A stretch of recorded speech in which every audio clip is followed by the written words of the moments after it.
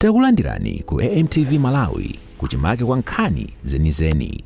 Ngati nkhani imeneyo kuno kulibe, dziwani kuti nkhani imeneyo ndi yabodza.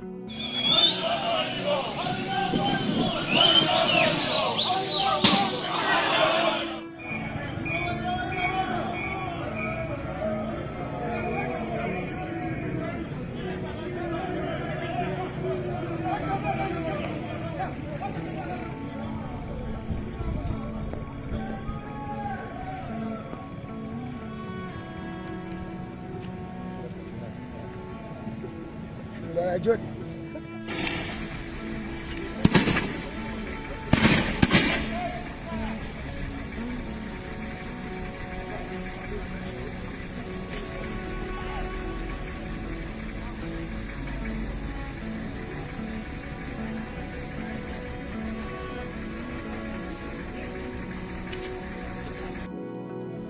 Osayiwala kupanga subscribe ku channel ya AMTV Malawi.